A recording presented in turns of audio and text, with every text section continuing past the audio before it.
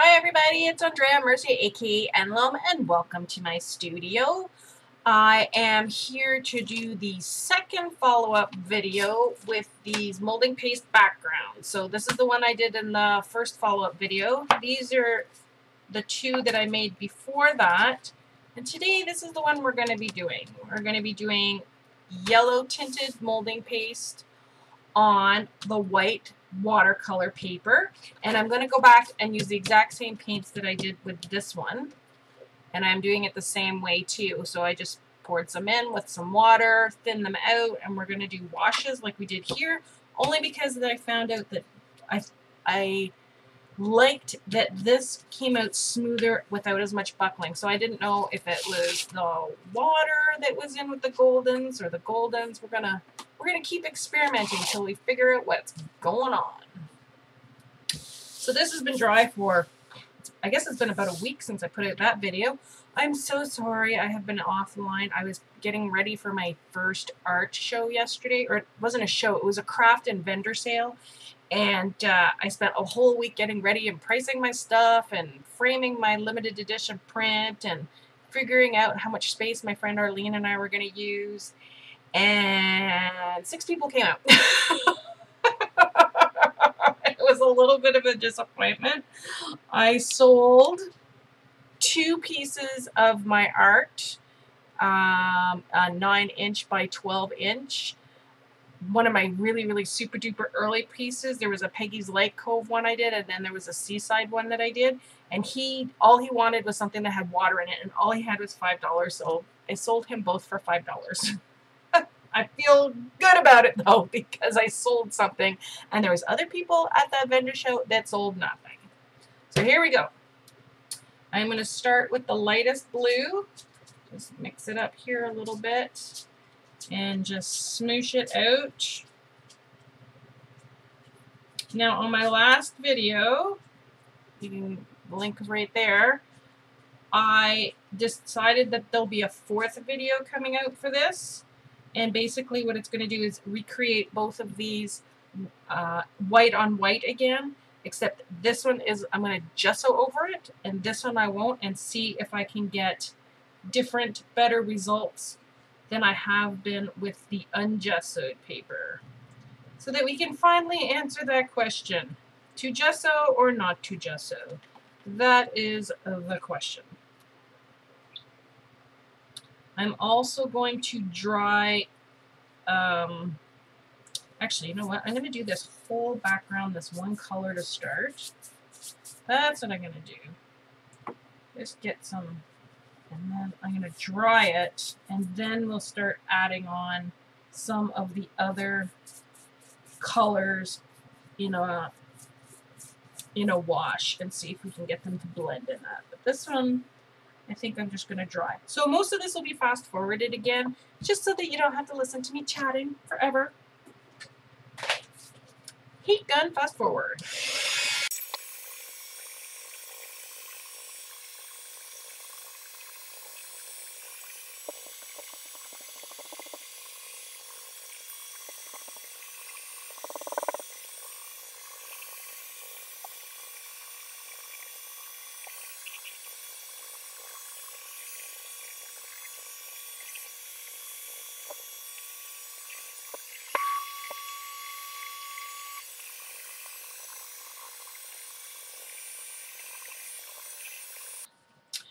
There we are. We are now dry, mostly.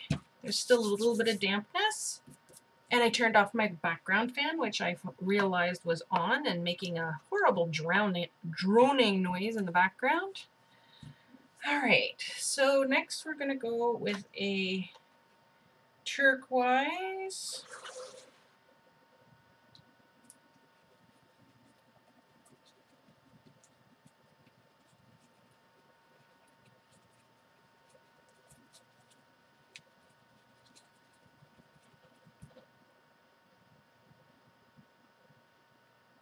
I'm going to drip a little bit more. I really want it to get into those valleys and follow in between the molding paste. Let's see if I can just pick up some of a little bit. See, I can't seem to pick up what's on top without picking up what's just recently down there. So I think I'm going to have to suffer a little bit with not being able to lift off the top. Well, actually, let me try something else in a second here.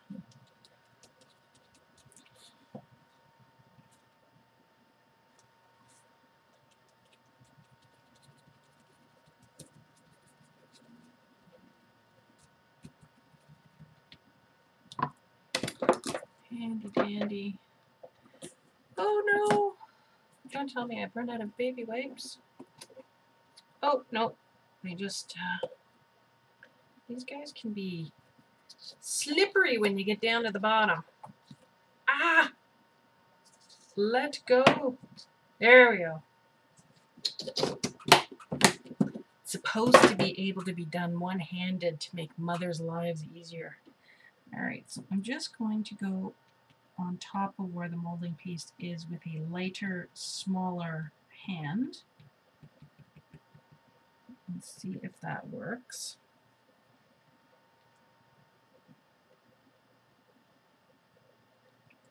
My plan over the next couple of days is to finish these molding paste background experiments / techniques and actually do some painting.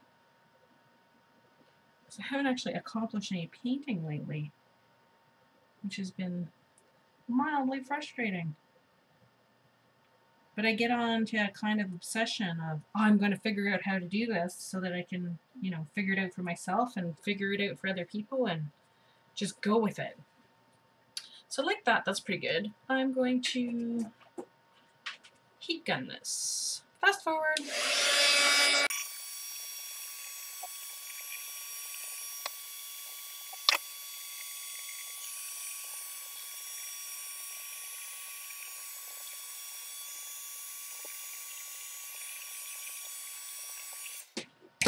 Okay, that's significantly drier, but it's not completely dry because I want to be able to do some blending.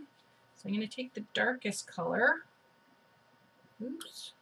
And mix that in with the water a little bit. It's a bit thick. And do some splashing. And rinse. And go swing back to the sky blue, the lightest blue, and just break that up a bit. See if I can get some movement going. There we go. Ooh. Like that. See if I can get it to tilt the other way. Ooh. I love the way it runs through the molding paste. That's, I think, closer to what my original expectations were. I know I wasn't getting that with the Goldens. Alright, so that's what I'm looking for. So we're going to dry this and see how that looks.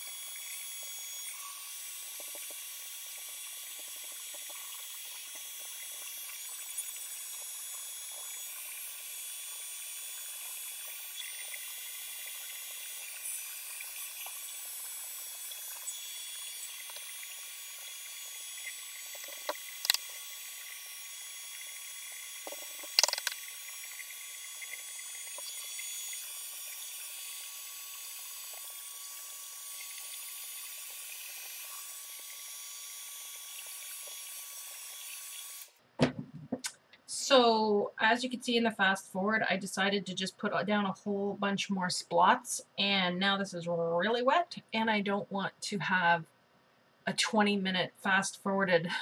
So I'm going to turn the camera off, let this dry naturally, perhaps overnight, and we will come back and see how this looks. I'm already happier with the results on this one than I was with the other two with the Goldens. I'm finding that there's almost no buckling. There's a little bit here and the smallest amount around some of the edges.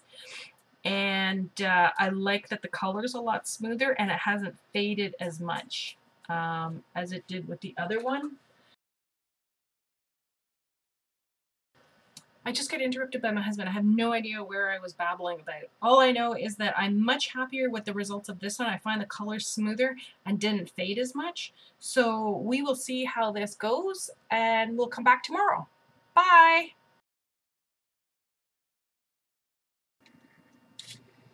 Hi everybody, it's the next day and this has completely dried. So just want you to see that. I love this way better. See, there's a little bit of buckling here, but really, that was the only place that the molding paste buckled. So, I don't know if you can see this, but this piece of watercolor has not severely warped, but it's warped enough that it bothers me. I wanted to show you the final result and then show you a trick. So this is the final result. I really like it. This will end up in a piece of art eventually. The lack of flatness has always disturbed me. You can't do this with everything, but you can do this with most things. I've done it with the watercolor. I've done it with Bristol, and I've done it with acrylic, and I've done it with mixed media paper. And I've done it with just paint on it. I've done it with finishes on it. The only thing it makes it difficult to do if you've already done inclusions, if you've already put 3D objects on this, it can make it difficult. So what you do is you get a big pad of newsprint. So this is just the crappy, I don't know if you can even see that, the crappy paper. This is a pad from school. I don't even know it's 18 by 24 inches. And what you do is you lift a couple of sheets. This particular pad, its only purpose is for flattening out artwork. I put it face down, especially if there's small inclusions, because the paper underneath will give it a little bit of softness. And then I cover it. And then I take my handy dandy iron that I currently have on between cotton and wool. No water, no steam. And I flatten out my watercolor paper. Because if there's anything that makes me mental, is warped paper. Especially if it's a piece that isn't going to be framed to show people. I like it to be as flat as possible. So the only thing is you don't want to be leaving the iron in more than one spot. Like this paper should never be burnt. And then I check. See how much better that is? I'm going to do a little bit more. I'm going to flip it around.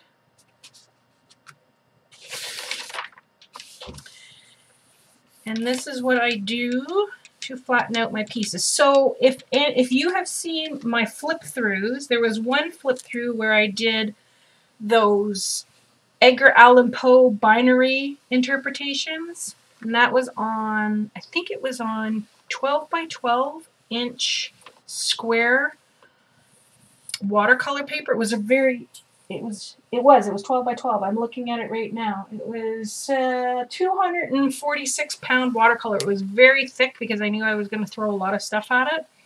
And when I was done, it was like this. It was very kind of warped at the edges, and I wanted them to be flat. So I ironed them before I put the dots of color on. So after I'd put on the background color and put on a couple of protective coats of gloss medium and let it dry, I did this to it. So there we go. I have pretty much flattened that piece out. So I'll let it cool, turn off my iron, good to go. So there's your tip and your technique today for the colored molding paste on the white background with the acrylic paints. and then how to flatten it to make your life easier. If you like this video, please give it a thumbs up and subscribe. Oh, right there. That's where the button is. Subscribe there. Please like and share with your friends, and I'll be back for video number 3 and video number 4. Ooh, let's say sometime this week. Have a great day. Bye.